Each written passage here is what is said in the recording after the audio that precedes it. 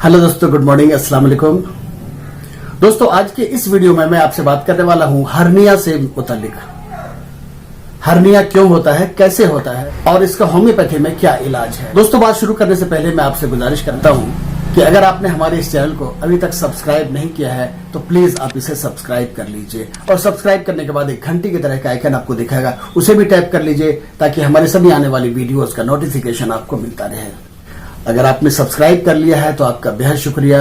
आप इसी तरह हमारे साथ बने रहिए, हमारी वीडियोस देखिए, उसका फायदा उठाइए, शेयर कीजिए और लाइक कीजिए। दोस्तों, बात शुरू करते हैं। जैसा कि आप लोगों को पता होगा, आप लोगों ने सुना होगा, अक्सर बच्चों को और लोगों को हर्निया की शिकायत हो जाया करती है। दोस्तों, हर्निया कहते हैं आंत उतरने को। पेट से आंत का नाभि में या अंडकोशों में या फोतों की थैलियों में अगर आंत उतर आती हो तो उसको हर्निया कहते हैं। कई बार ये आंतें सावधानी से दबा देने या अंदर की तरफ धकेलने से ये आंतें फिर से अपनी जगह पे चली आती हैं और तकलीफ से, परेशानी से निजात मिल जाती है। लेकिन कभी कभी इस परेशानी से निजात के लिए ऑपरेशन करवाना पड़ सकता है।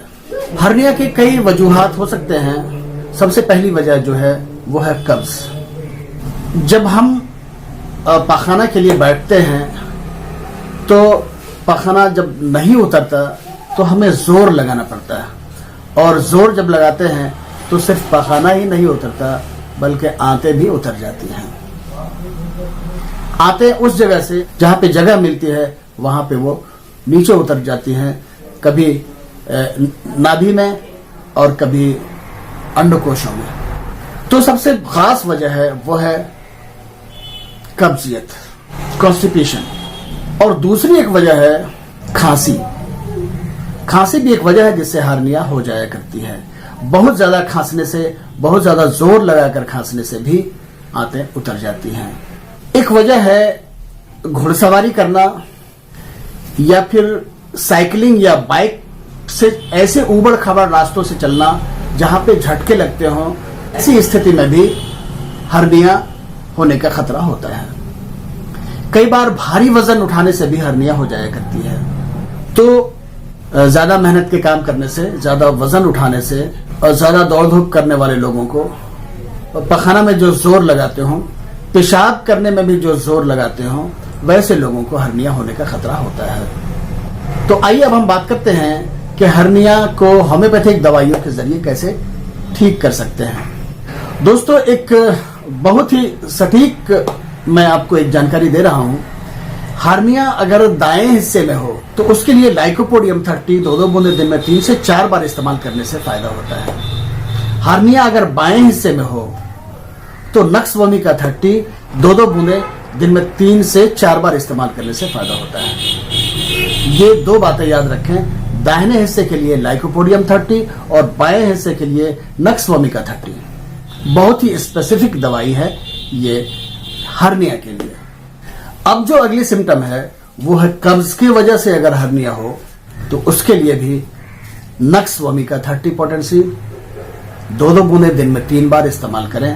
अगर 30 से फायदा नहीं हो तो नक्स वोमिका 200 रोज रात को सोते वक्त 2 से 4 बूंदे पानी में मिलाकर पिलाने से फायदा होता है। कब्ज भी ठीक हो जाती है और हर्निया भी ठीक हो जाता है।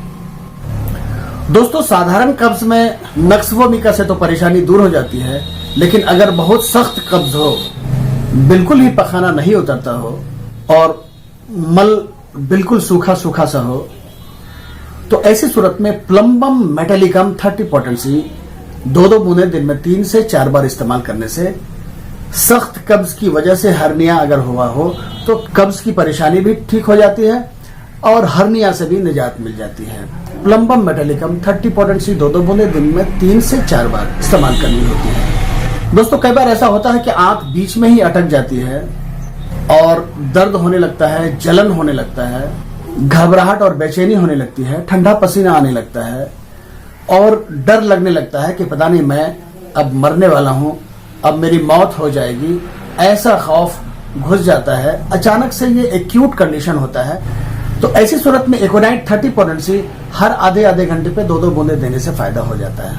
एकोनाइट 30 पोटेंसी 2-2 बूंदे हर आधे आधे घंटे पे मरीज के जबान पे टपका दे, कुछ ही देर में इस तरह की परेशानी से निजात मिल जाती है। दोस्तों, हर्निया की एक बहुत ही प्रमुख दवाई जिसका जिक्र मैंने अभी तक नहीं किया, वो है Calcarea carb 200 potency. Calcarea carb 200 potency 2-2 बूंदे सुबह शाम या दिन में 3 बार इस्तेमाल करने से फायदा होता है ऐसे लोगों को जो मोटे थुलथुले हों और उनको हर्निया हो गया हो, तो ये दवाई बहुत ही कारगर और बहुत ही तेज असर हो सकती है। दोस्तों, मैं कुछ दवाइयों का जिक्र आपके सामने किया है। इन दवाइयों से अगर फायदा ना हो तो इन दवाइयों के साथ साथ मरीज की कॉन्स्टिट्यूशनल स्थिति को देखते हुए कॉन्स्टिट्यूशनल रेमेडीज का इंतखाब करना होता है। इन दवाइयों के साथ वैसी दवाइयों का भी शमूलियत अगर करें तो बहुत जल्द अफाका हो सकता है, या अगर इन दवाइयों से फायदा न पहुंचे तो आप बहुत जल्द किसी नजदीक के अच्छे होम्योपैथिक डॉक्टर से संपर्क करें और उनसे अपना इलाज करवाएं, क्योंकि हर्निया कई बार दवाइयों से ठीक नहीं हो पाता और आपको ये समझ में नहीं आ पाता कि हमें दवाइयों से इसका इलाज करना है या फिर ऑपरेशन से इसका इलाज करवाना है। इसलिए आप डॉक्टर से जरूर संपर्क करें और अपने नजदीक के डॉक्टर से ही इलाज करवाएं। तो मैंने कोशिश की कि आपको कुछ होम्योपैथिक दवाइयों का जिक्र हर्निया से संबंधित आपके साथ शेयर करूं। उम्मीद है आपको पसंद आई होगी। अगर आपको पसंद आई है तो आप इसे लाइक कर लें और अपने दोस्तों और रिश्तेदारों को भी शेयर करें ताकि वो लोग भी इसका फायदा उठा सकें। एक बार फिर से आपको रिक्वेस्ट करना चाहता हूं कि अगर आपने हमारे इस चैनल को सब्सक्राइब नहीं किया है तो प्लीज आप इसे सब्सक्राइब कर लीजिए। सब्सक्राइब करने के बाद एक घंटी की तरह का आइकन आपको दिखेगा, उसे भी टैप कर लीजिए ताकि हमारे सभी आने वाली वीडियोस का नोटिफिकेशन आपको मिलता रहे। अगर आपने सब्सक्राइब कर लिया है तो आपका बेहद शुक्रिया। आप इसी तरह हमारे साथ बने रहिए, अपना हमारी वीडियोस देखिए, उसका फायदा उठाइए, शेयर कीजिए और लाइक कीजिए। तो आज के इस वीडियो में बस इतना ही। अगली वीडियो तक के लिए आप हमें इजाजत दीजिए। तब तक के लिए आप अपना बहुत सारा ख्याल रखिएगा। अल्लाह हाफिज, गुड बाय।